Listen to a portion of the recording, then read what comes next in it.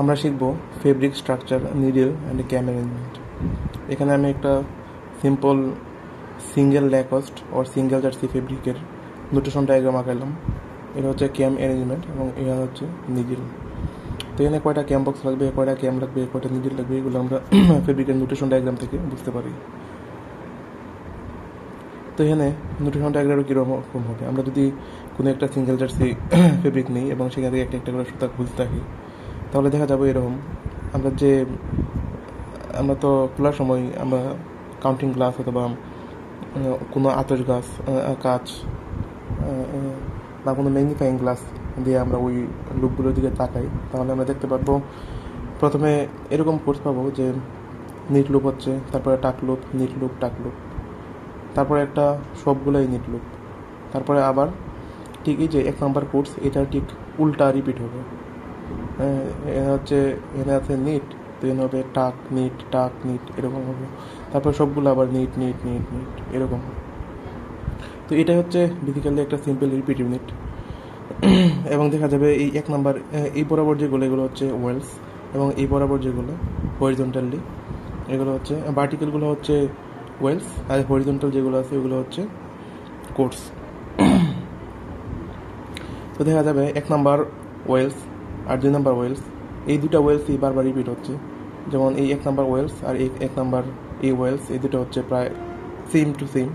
2 নম্বর ওয়েলস এবং 2 নম্বর ওয়েলস সেম টু সেম, যার কারণে আমরা যদি রিপিট ইউনিট আইডেন্টিফাই করি, তাহলে দেখা যাবে এটা হচ্ছে একটা রিপিট ইউনিট। এই যে বরাবর আমি একটা লাইন টানলাম, এটা হচ্ছে রিপিট ইউনিট। তো এখানে আমরা যদি নিডল অ্যারেঞ্জমেন্ট, ক্যাম অ্যারেঞ্জমেন্ট করতে যাই, তাহলে প্রথম দেখতে হবে কয়টা ওয়েলস হচ্ছে এই একটা ওয়েলস, দুটা ওয়েলস। মনে রাখতে হবে প্রত্যেকটা ওয়েলস তৈরি হয় এক একটা নিডল দ্বারা। তো যতগুলো ওয়েলস ততগুলো নিডল আমাদের ইউজ করতে হবে। তো এক্ষেত্রে 2টা নিডল আমাদের লাগবে, 2 বাটের নিডল। তো এই যে এখানে 2টা নিডল আমি আঁকাইলাম, এটা পার্ট পজিশন উপরে, এটা পার্ট পজিশন নিচে, 2টা নিডলের 2টা পার্ট পজিশন। এই অংশটাকে বলা হয় বাট।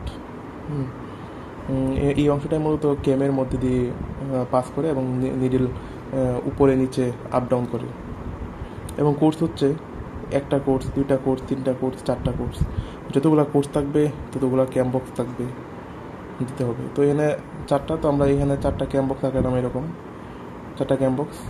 এবং 2টা নিডলের 2টা বাট পজিশনের জন্য ক্যামের মধ্যে দিয়ে 2টা রাস্তা তৈরি করতে হবে। তো এই মাঝখানে যদি দাগ টানা দিই, তাহলে এই রাস্তা বরাবর একটা নিডল যাবে এবং এই রাস্তা বরাবর অন্য একটা নিডল যাবে। তো প্রথম 1 নম্বর নিডল যখন এই রাস্তা বরাবর যাবে, তখন দেখা যাবে প্রথম হচ্ছে নিট লুপ তৈরি হবে, তারপর নিট, তারপরে টাক, তারপরে নিট।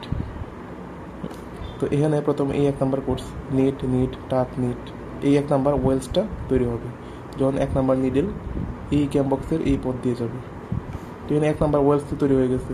তারপর 2 নম্বর ওয়েলস হচ্ছে টাক নিট নিট নিট।